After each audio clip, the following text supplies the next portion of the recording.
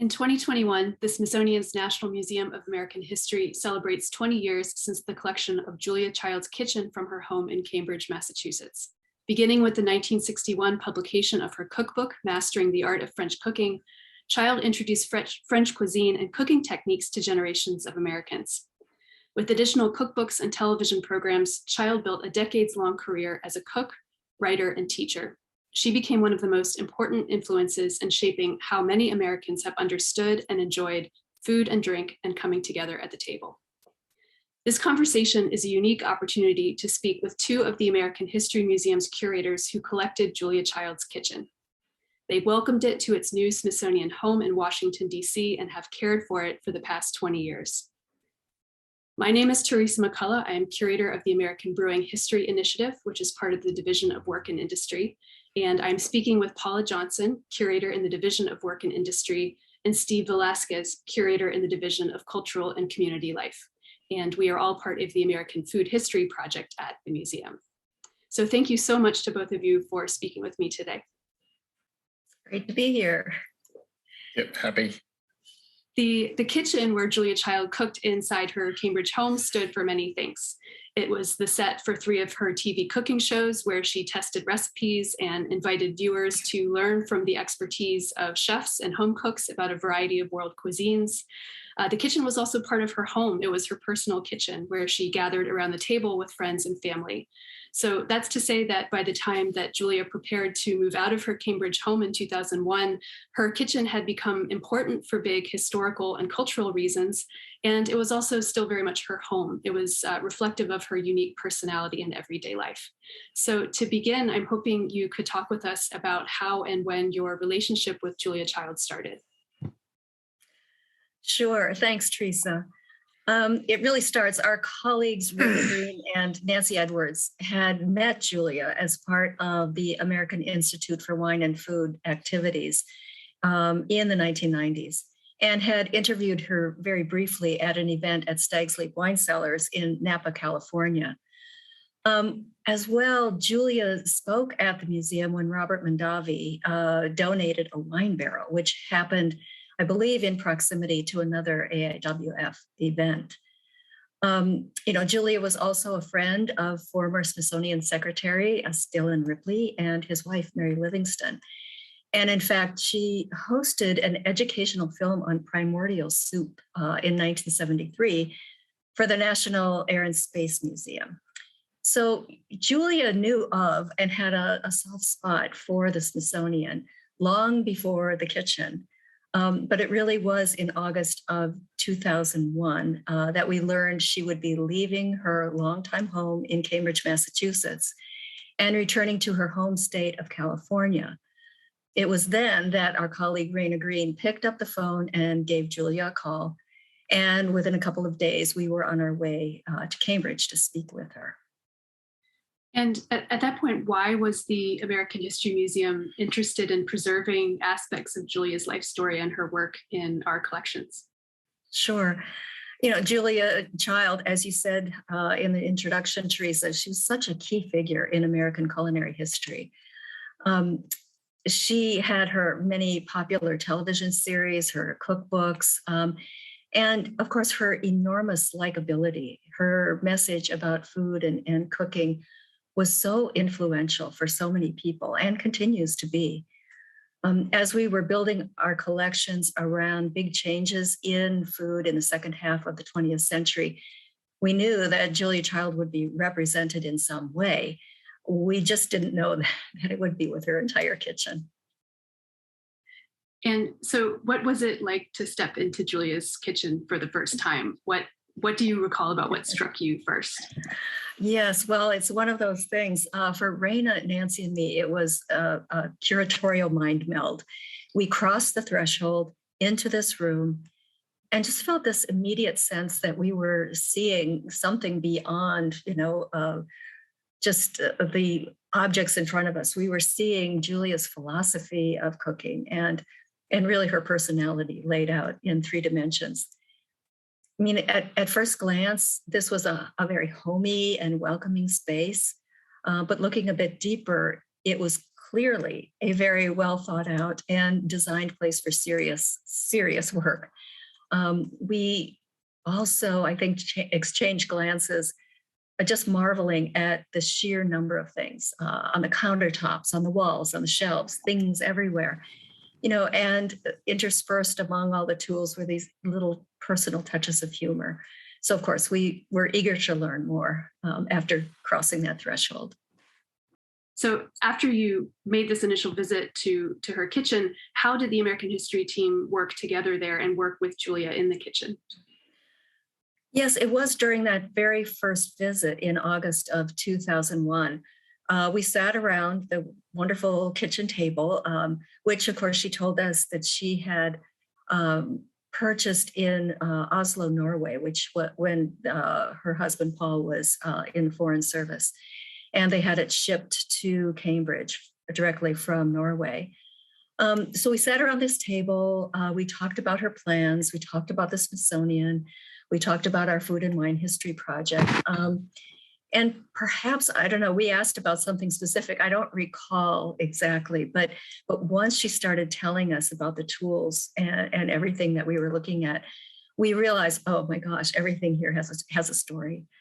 And she said more than once that the kitchen was the beating heart and social center of the household. And it was so clear that this room was, this place that she adored, that held so many memories. I think by listening to her and then observing these layers of material culture surrounding us, we finally asked her about collecting the entire contents of the room. This was a little unusual. She kind of was taken aback, but she paused a bit and then got on the phone with members of her family. But once she was interested, she said she was interested in making this donation. We set out to inventory everything because, of course, we can't collect something without knowing exactly what it is. So we did a floor plan. We keyed everything to the floor plan. The inventory took the rest of the day and then most of the next day. She, meanwhile, was busy in her home office. She was still, doing her work at age 89. But we were downstairs opening every single cupboard, every drawer, and identifying the contents. We did a little database, keyed it to the floor plan. So we would be able to know exactly what it was we were proposing to collect. And now, prior to this kitchen in her Cambridge home, she had cooked in many different kitchens, as you mentioned, in Oslo, among other places. And so, what made this kitchen unique? How did she and her husband Paul make it their own? Yes, well, that is a key part of their story. When he was working abroad, first in Paris, Marseille, Bonn, and then Oslo, they had many, many kitchens. And it's important to know that this was their 9th kitchen. The kitchens that they shared abroad were very small places that they kind of had to make do with. She said later on in an interview, she said something like that they hadn't had the luxury of a truly functional, well-proportioned room before. So when they got to Cambridge, they really made that kitchen both, she said, practical and beautiful, working laboratory. And that is something that persisted throughout the 40 some years that that kitchen existed. It was very much something that they created together.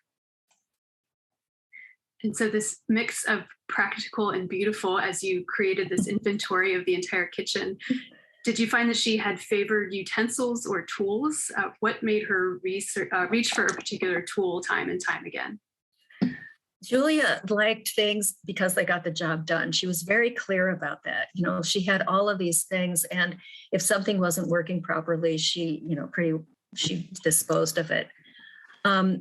She also talked about how she wanted manufacturers to commit to consulting with real cooks.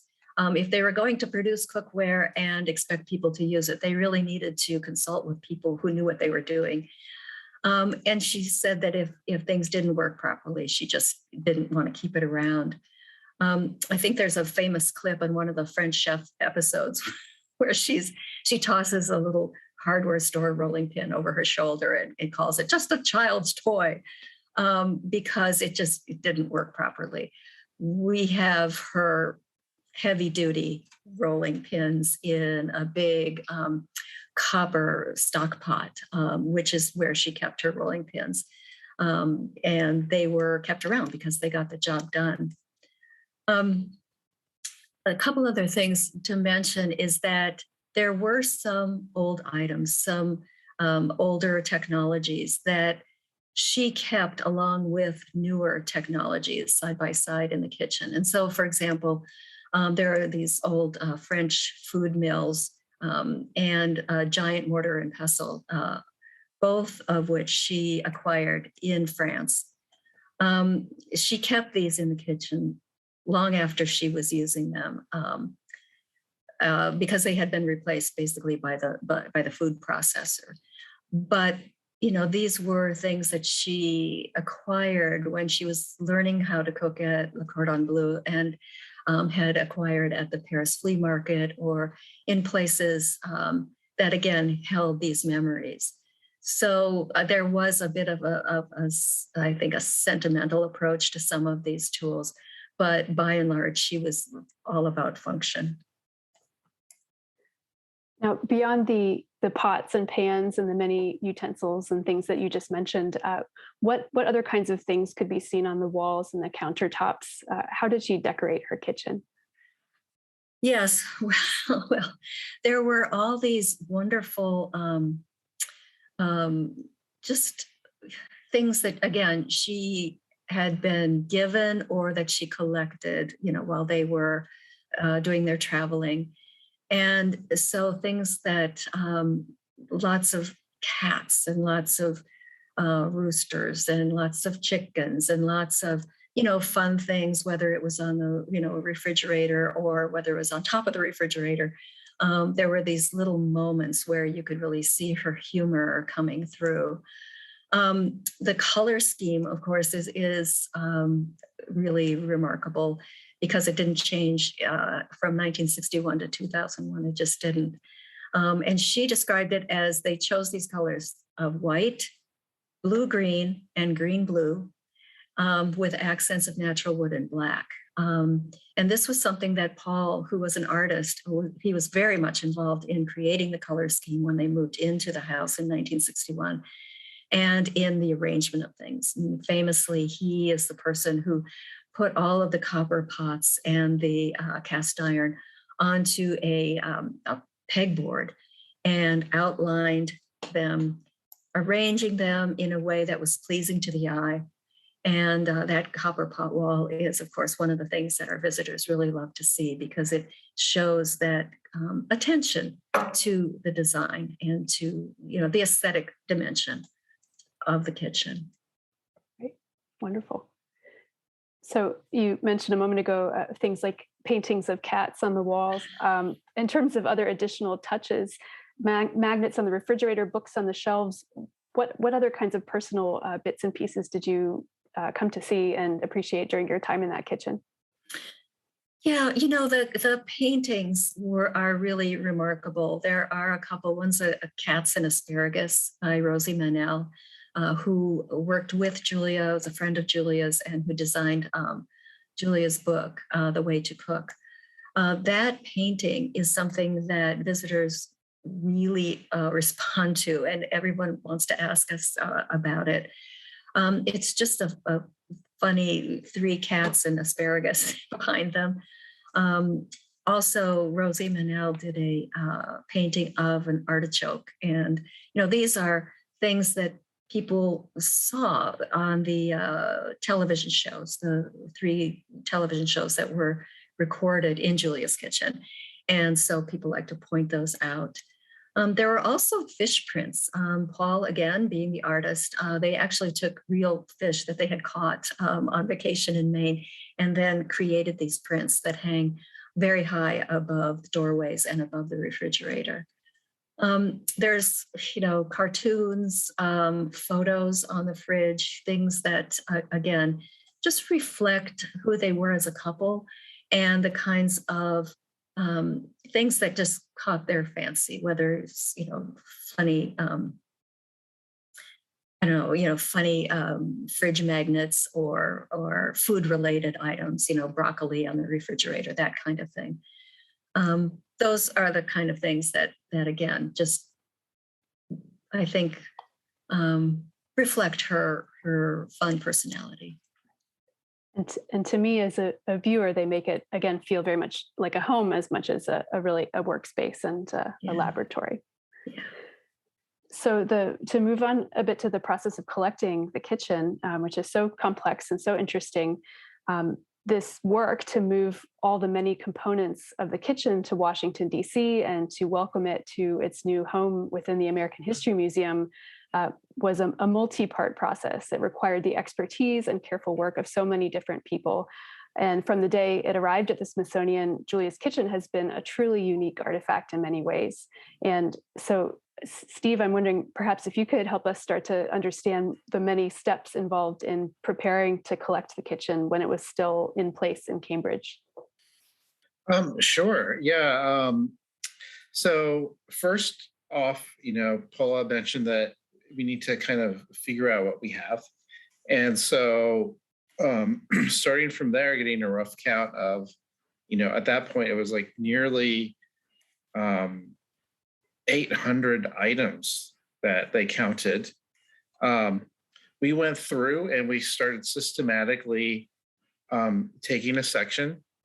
And because it was a kitchen, a working kitchen, we knew we had to kind of clean it because we didn't want to bring, a pot that had been used for 20 years into the kitchen without making sure it was cleaned of every bit of, stuff that it was used for.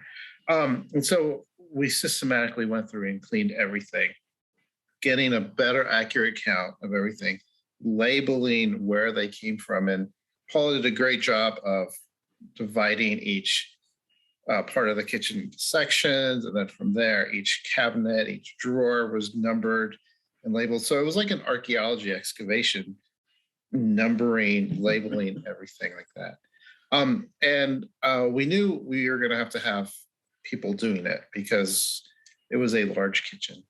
And so there were 5 of us, Raina Green, myself, 2 kind of volunteers who had been around the museum and who were kind of interested in food-related programs, and then another collections manager and myself. And we were up there for about 4 or 5 days, cleaning everything, inventorying it, mapping it to where it came from, putting a tag on it so we knew. And then we had a better sense of just exactly what we were dealing with. We carefully packed everything away. A truck at the end of the week that came and picked up the boxes. I believe it was about 32 boxes at the end. And then some crates, which came later, and we can talk about that later. But it was a really interesting process, cataloging and kind of keeping track of everything, because it was fast and furious. You had a very specific amount of time, and we had to get through all of it. And there was not a lot of kind of on the fly decision making. If something was broken or kind of falling apart, we kind of decided, well, we have to make a decision. It's going to keep falling apart. We don't want to contaminate other objects with, bits and pieces. So we made a decision then and there, but there wasn't much of that. We pretty much took everything, including the kitchen sink.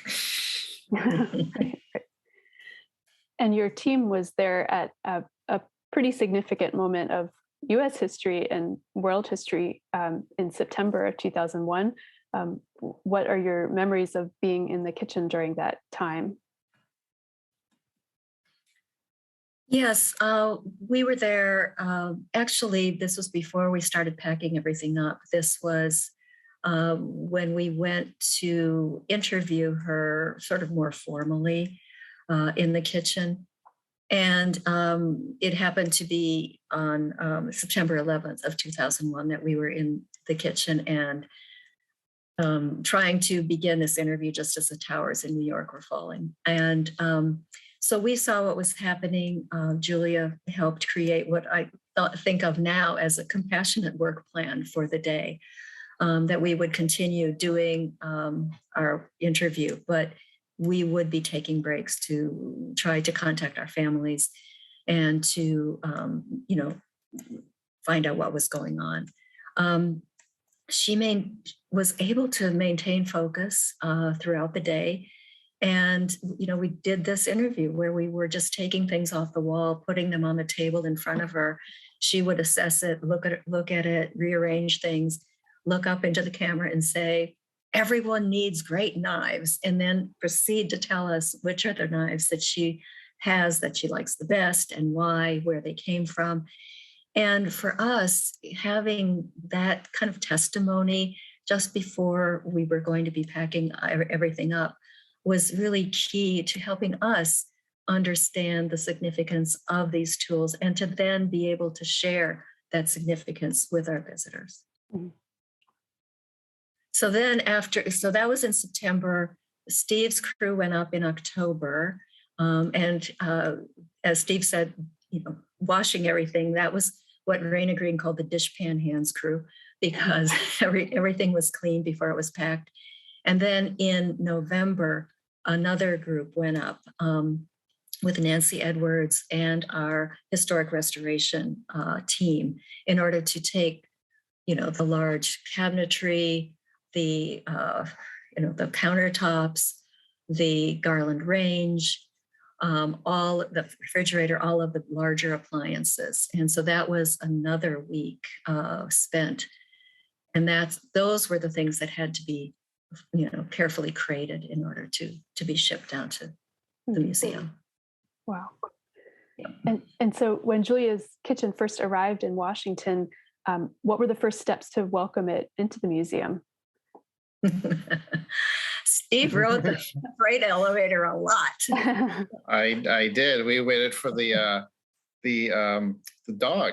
There's a security dog because 9/11 had just happened, and so each crate, each box got the security dog around it. So it came. We're very excited. At that point, it was Cedric and myself because we were the collections people, and we made 5 different trips. We gathered as many crates, carts as we could, and we brought it in. And so the process is very similar to anything else that comes in the museum. It gets delivered, we unpack it, we do an inventory, we make sure it's all there. But this was a large operation. 30 something boxes. I believe there were 17 crates that contain, the large pieces, the stove and the countertop and the cabinets and the pegboards. And it was a large operation. Like I said, it went through security, went into the freight elevator. We're keeping track of everything, making sure we're not missing the box that we, brought out of the truck. And at that point, there was very little space to unpack all these boxes and crates. And so there was one space that was available that we used, and we started to set up shop in that space. And in the process, like everything else, unpacking it, inventory, take a photograph. And could you describe where you decided to unpack all of these boxes and why? So the only space available was a space, almost a pie-shaped space, triangle-shaped space, up on the public floors that had been used as an exhibit space a gallery space. And it had big windows. It had big kind of doorways with gates. So it was secure.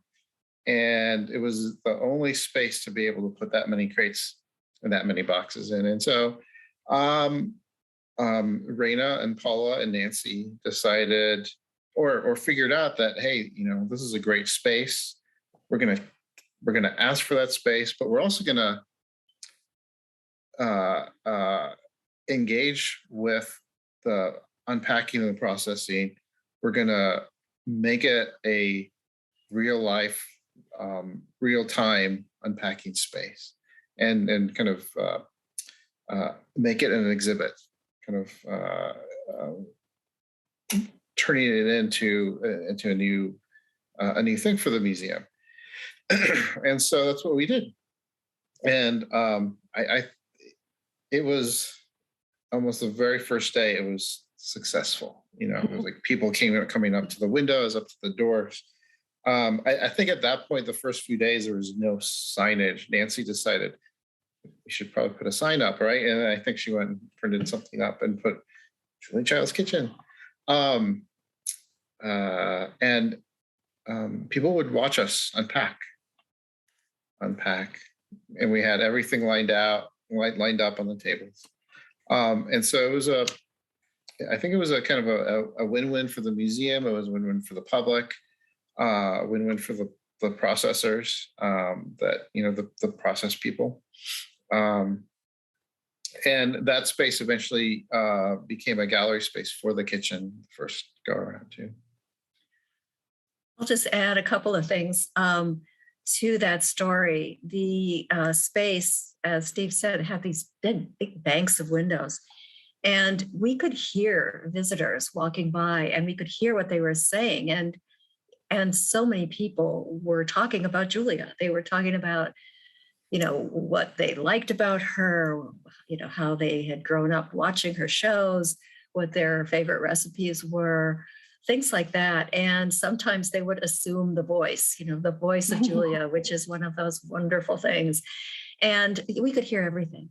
We were in the gallery trying to put numbers on things, and our conservator was in there. We had volunteers from the local culinary community who were helping identify things. And so it was a real, Julia would have loved it. It was a very convivial atmosphere. And then we would hear these wonderful people come by and talk. And that's when we decided, not only are we going to make ourselves into this exhibit, we are going to go out and talk to people on a regular basis. So we started posting, we'll come out and talk to you at this time on this day. And it was kind of cool because people would tell us things, and they told us, how much they adored Julia, but they also talked about how much they wanted to see the whole kitchen put together the way it was when Julia cooked in it.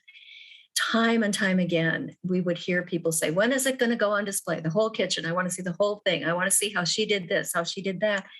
And that kind of feedback is something that we were able to use as we were kind of thinking about, well, what's the next step here? I know there were some folks in the museum felt, well, we should do something with some iconic objects that people will recognize, and then talk a little bit, in a larger way about culinary history.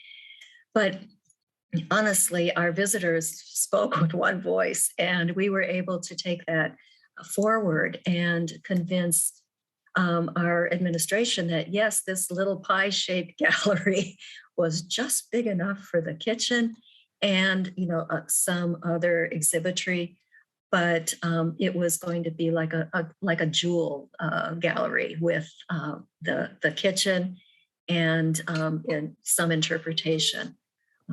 So I thought that was, again, a really interesting way to sort of hear what people really wanted to see and what this person meant to them.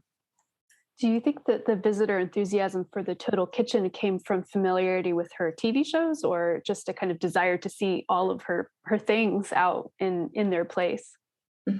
I think it was some of each. There were certain parts of the TV show that people always saw, and that it was familiar to them. But at the same time, there is this intense interest in, well, she is this famous, chef. She's, French food, many cookbooks, television shows. She's been doing this forever. She must have everything anyone needs. What does that look like? And what we also noticed when we were unpacking, as well as, of course, when the kitchen is on display, is that people will stop and point out something that's just like what they have at home. Oh, Julia has one of those. Oh, look she has one of these too. And there's just something kind of fundamental about that they have this idea that somehow Julia was, so important. But, they knew Julia. She was their friend. Her whole television show, her whole demeanor was one of being a friend and being, in this together. And the material culture of the kitchen reflects that as well. True. So when we think about Julia Child's kitchen, which is so, as we've mentioned, so complex, the scale is so big, are there comparable objects in the museum's collection? And in what ways is the kitchen unique compared to other large objects?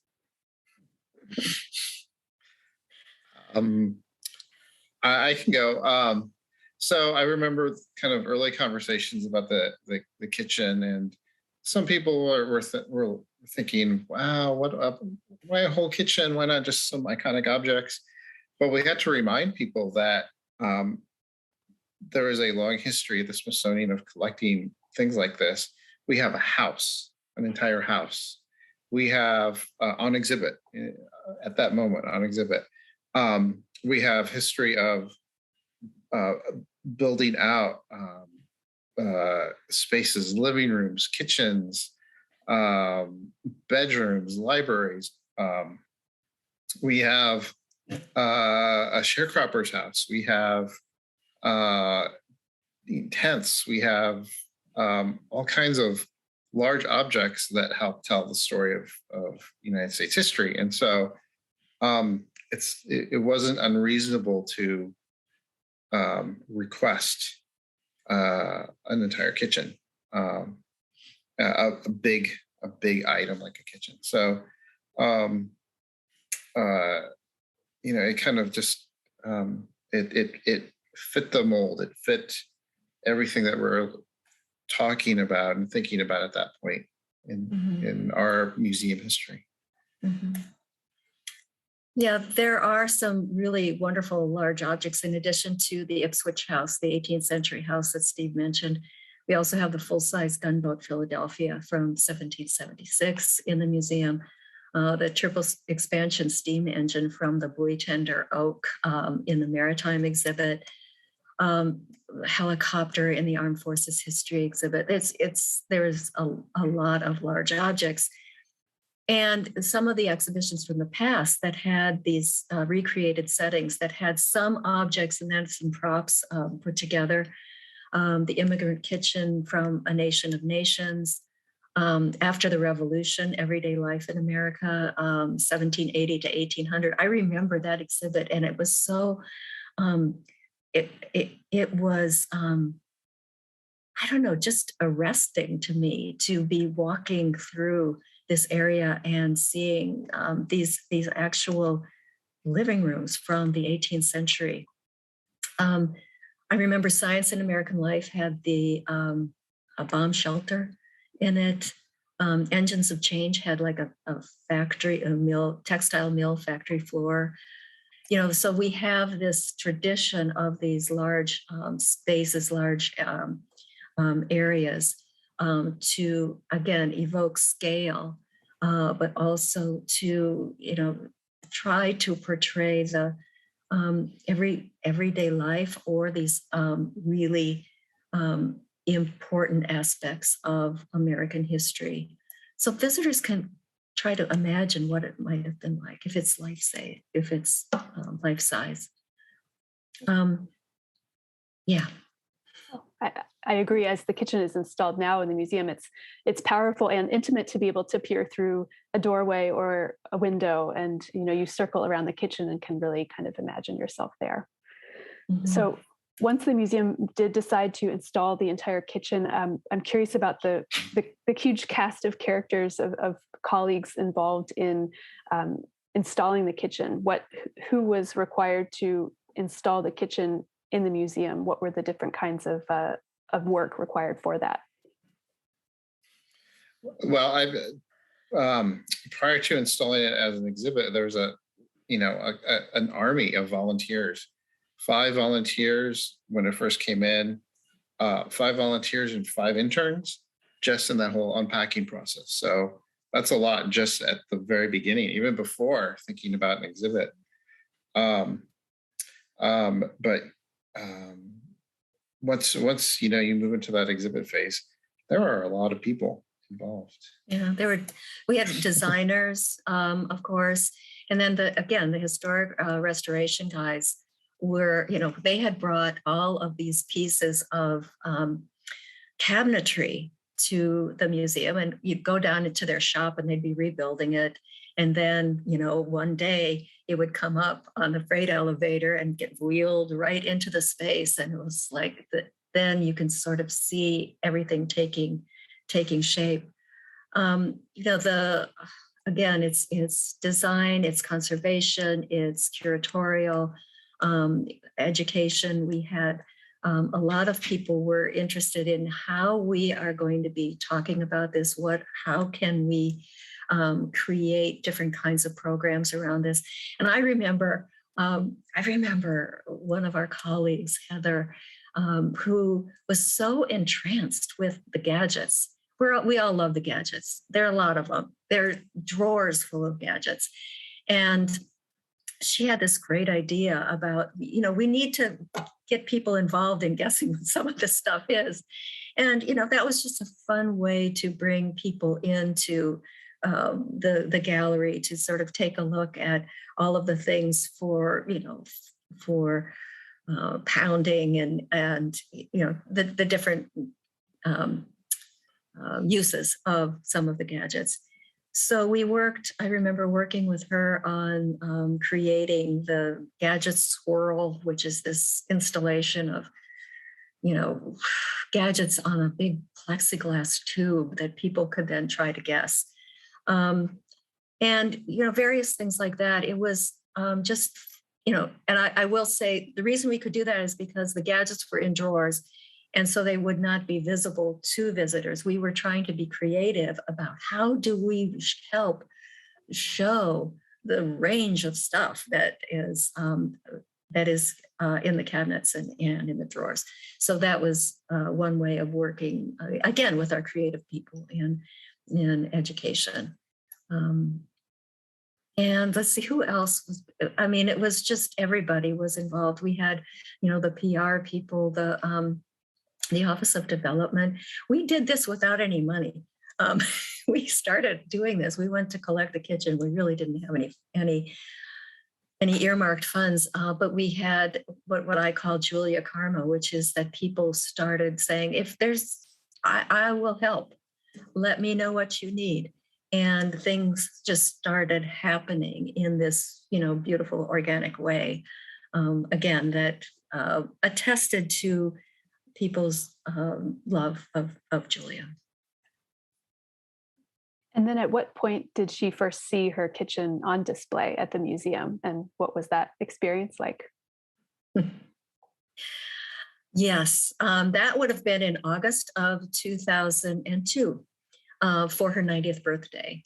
In the back of our heads when we were collecting the kitchen in August of 2001, we thought, wouldn't this be great to have open next year for her 90th birthday? And, it's very difficult to do something of this magnitude in a year, but we did. And I think it was, again, just the, in the post 9/11 museum, people were not traveling there, our numbers were way down. We were just motivated to get this up, to get this done. And, we wanted Julia to come and celebrate her 90th birthday with us. So We had an event. I believe it was 38 chefs from DC, Baltimore, came and brought, marvelous food. But Julia came a few hours before that particular event, and we were waiting for her. I was not there, but I believe that Raina and Nancy were both there. I don't know if you were, Steve, but yeah. And so our rule with the kitchen is that you can't walk in there with shoes because the floor is paper. We had to create, taking a piece of Julia's linoleum, we created a pattern on the computer and then just made paper on masonite. And so we wear socks when we go into the kitchen. But of course, Julia could do anything she wanted as far as we were concerned. So she stepped into the kitchen and looked around, and she said, "It feels like I want to turn something on and start to cook." And that to us was this moment when, yes, we got everything put back where it was supposed to be, and that it had that feeling for her of her place. So she did that. And then that evening we had this big, wonderful, unforgettable evening with great food and, people again, really showing their enthusiasm and respect for Julia. That's wonderful. Yeah. So the story of her kitchen, of course, was far from over when it left Cambridge and even when it was installed in the museum. At the museum, as we've talked about, it's truly a living object, and it requires continued care from you and from many of our colleagues. And the kitchen really continues to inspire and resonate with visitors and reveal new insights on American history and culture. And so your work with Julia's Kitchen over the course of more than 2 decades now, as you've told me and as you'll share, has even impacted your own experiences at home and at work. And so in terms of when the museum collects an object, it pledges to preserve and care for it in perpetuity, as the Smithsonian says. And so how do you and others care for the kitchen as time has gone on?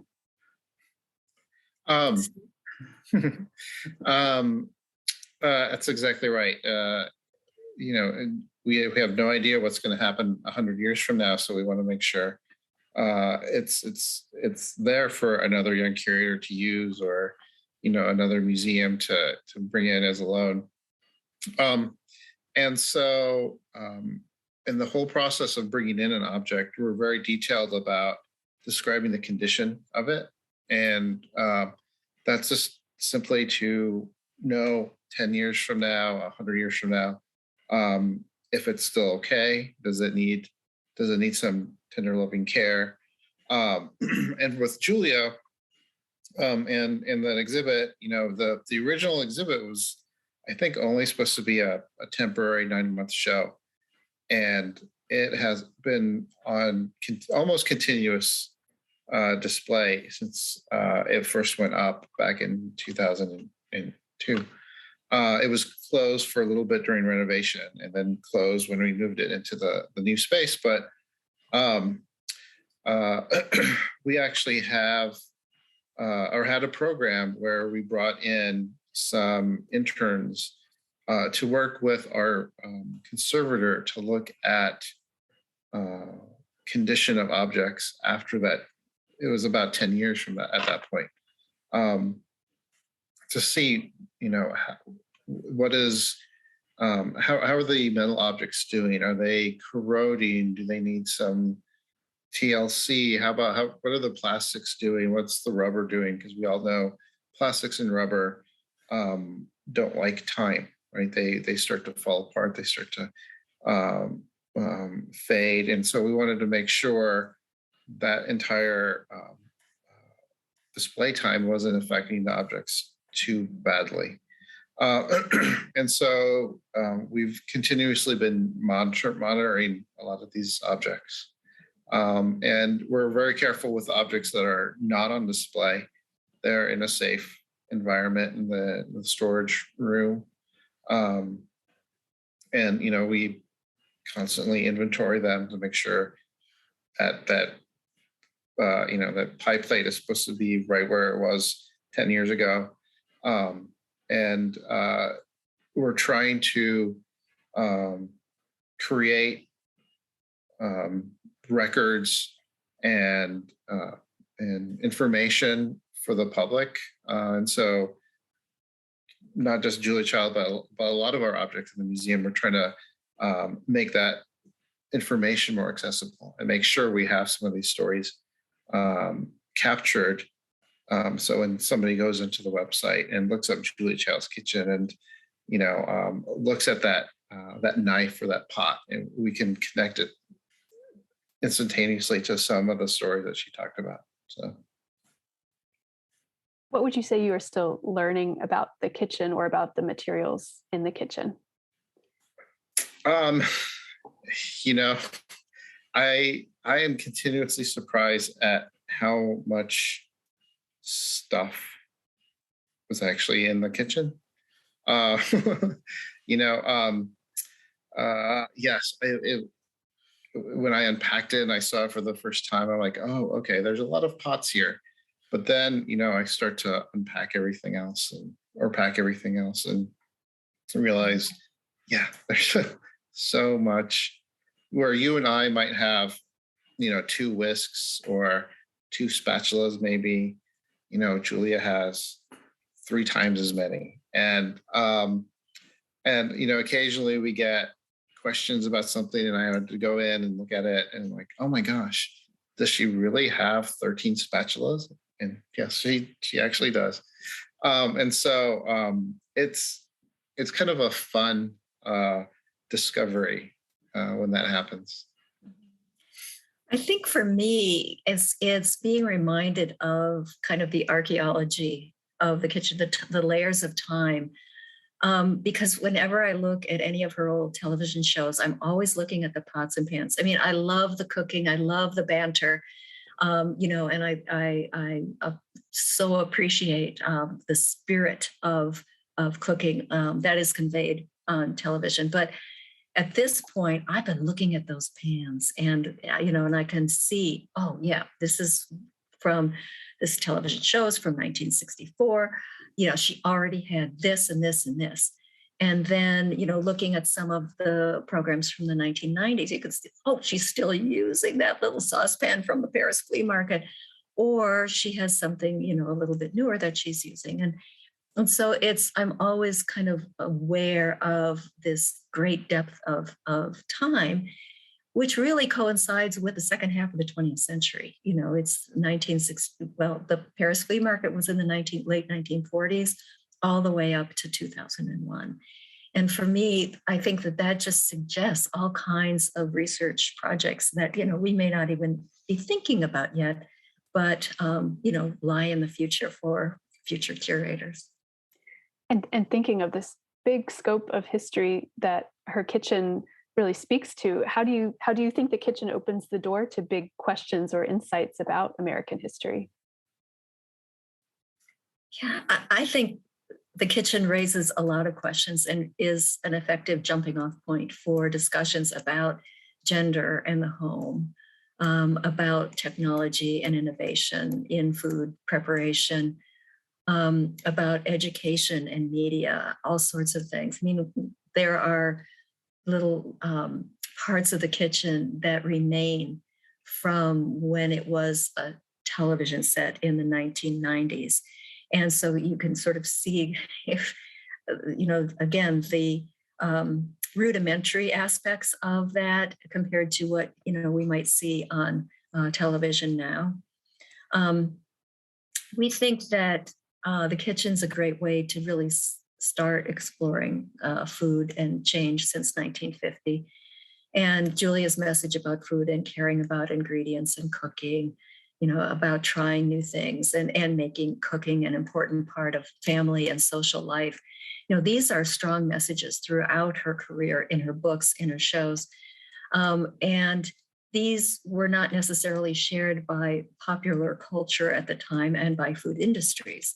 Their messages were all about being convenient and fast and easy and getting yourself out of the kitchen to do something else. And, those two strands are still very much a part of our life today. But I think that the kitchen is a great way to start the conversations about some of those contradictions, that were identified in the 1960s when her first book was released and her television series started.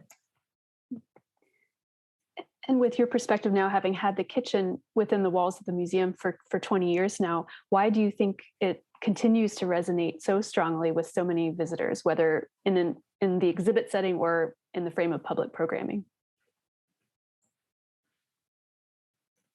Well, I think for people who know about Julia, who grew up watching her on TV and watching reruns more recently, the kitchen has become like a pilgrimage. We see it all the time. People come back over and over and over again.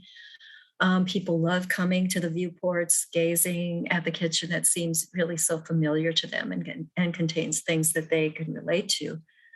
I think that for people who may not know Julia, the kitchen is still a marvelous and complex object. People will remark, oh, this looks like my grandparents' kitchen, or this looks like a room I just want to step into and sit down and have a cup of coffee. And that's a powerful thing. Many people, wonder about why Julia didn't upgrade her kitchen. It doesn't really fit their idea of a gourmet kitchen, at all. What they see, in home improvement shows or food TV. And when I hear visitors say that, it's fun to talk about that with them and then explain that the kitchen as is was, Julia's idea of the perfect work environment, and that she never really thought of upgrading or her garland range or any of the major appliances in the kitchen. Yeah, it's something like you said we're familiar with. It has that kind of resonance for everybody, and it's a great way to start conversations, because it for many of us, not everybody, but for many of us, it is the center of the home in a way, and so it is a kind of that familiar sense of history and memory and tradition, and it opens those conversations up really easily. You can look at all kinds of changing technology in that kitchen, 20th century technology. And for those that know her and know her work, that wonder, that pilgrimage, and kind of how it informs how we think and talk and watch and learn about food and cooking. So that's great.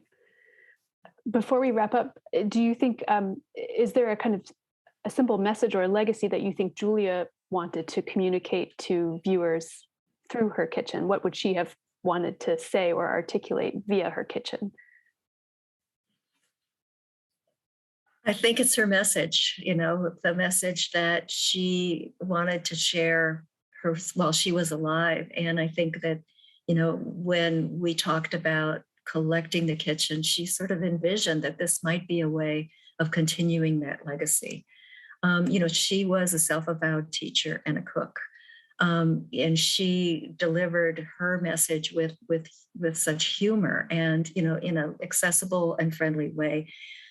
But that message to care about food, to care about cooking, to enjoy learning new things, to enjoy cooking with and for family and friends, to enjoy eating with family and friends, a conviviality of food.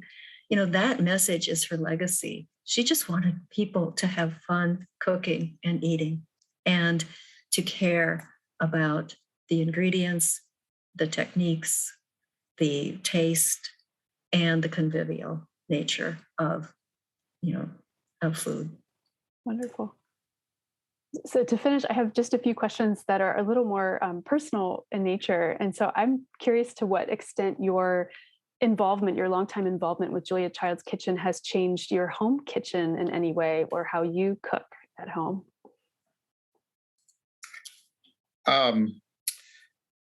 Yeah, I long for a kitchen the size of Julia's kitchen. But certainly it has. I've always been kind of interested in food and history of food and culture in food, and so this really has opened up so many opportunities for me personally. And I remember watching Julia as a kid and being fascinated by by her and her technique, and then as I grew older, food television was so important at that point, and for me especially. But then just going back and trying to understand Julia, or kind of getting that feeling from Julia about it should just be fun and learn about it. That kind of resonates with me. And so I try to do that here in my small, tiny kitchen with only 2 whisks and 2 spatulas. I think for me, it was such a relief after going through home ec class in high school back in the day, where you make a mistake and, oh gosh, there are consequences. But now, we received a copy of Mastering Volume 1 when we got married, again, back in the day. And, that it was a little daunting, but seeing Julia on television and sort of learning that message of, what, everybody makes mistakes. Don't worry about it. Just keep going. That was a powerful message for me. And it was, kind of liberating because I could see my home ec teacher here, and suddenly she's, receding into the background. And the idea that it's complicated. You got to pay attention, but the rewards are just, so can be so amazing. I think that learning more about Julia and hearing her talk about her life in food, helped me justify becoming a little bit of a cookware enthusiast. That's all I'll say.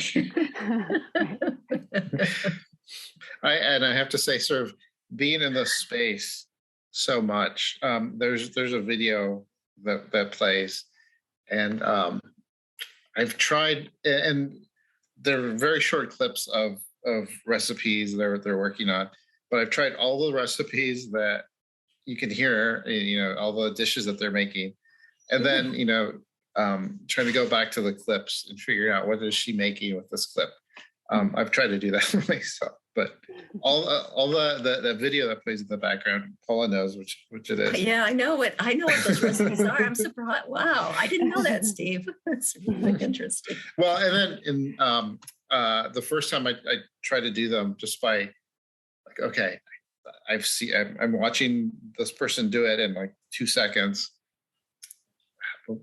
Could I just do it in 2 seconds? Could I just absorb what they're doing without actually looking at the recipe? Yeah, there was a learning curve there, but yeah. Well, and I would ask the same question about how your longtime involvement now with the kitchen has shaped your work as a historian, as a public historian and museum professional, especially during this period of American history when you've been involved with the kitchen. Well, I think that, like Julia, we believe in working hard, and I value the collaborations that we have. Working in a multidisciplinary arena, where different perspectives can be shared. This project just required so many people and brought so many people together, and everybody stopped by to offer 2 cents and, or more. And that to me was, I wanted more. And it was like, this is the way I want to work. I want to work intensely collaboratively and with a lot of different kinds of perspectives. So our work in public history, emphasizes working in teams now and with members of communities.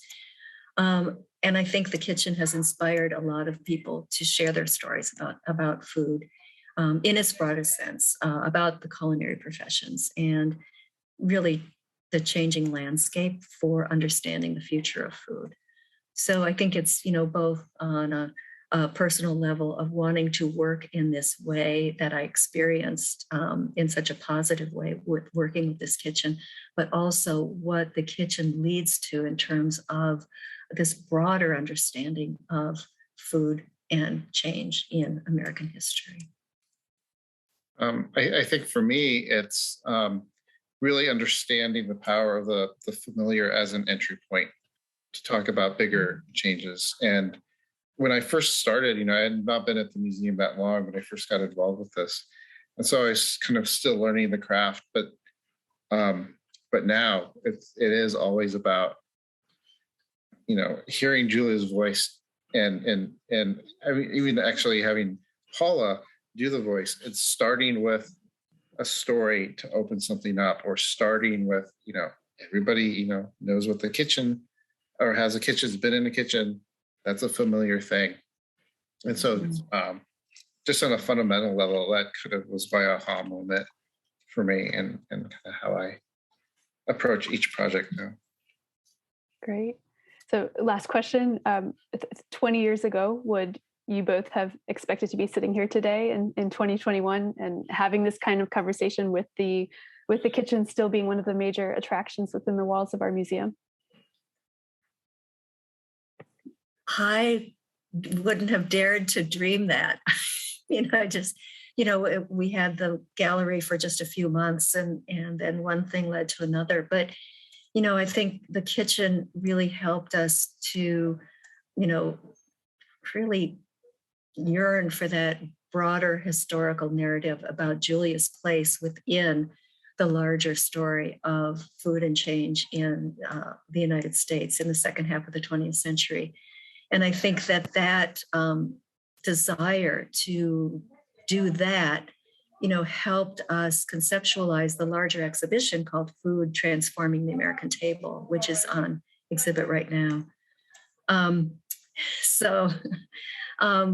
think that having this opportunity to think more broadly, to welcome visitors into, a much more, I think, complicated set of topics and themes around food, from, the culinary aspects to food justice, food distribution, the businesses, the environmental aspects of food. I mean, all of these things are things that we can connect very, very easily to the kitchen, and if we take this broader perspective. And of course, that's exactly what we've been doing for the last 20 years. And the public has responded to that sort of broader interpretation of food history in ways that just keeps us, interested and wanting to work more closely with more people to explore those themes. Wonderful. Well, thank you both so much for sharing all these rich experiences and thoughts. I know it's an honor for all of us at the American History Museum to celebrate these 20 years of preserving Julia's kitchen and sharing her legacy, and we look forward to what the future holds. So thank you, Paula and Steve. Thanks, Theresa, and thanks to all the people who have supported us for so many years, the Julia Child Foundation, as well as our many supporters of the American Food and Wine History Project, the Brewing History Initiative, and the public that keeps coming back for more. So thank you.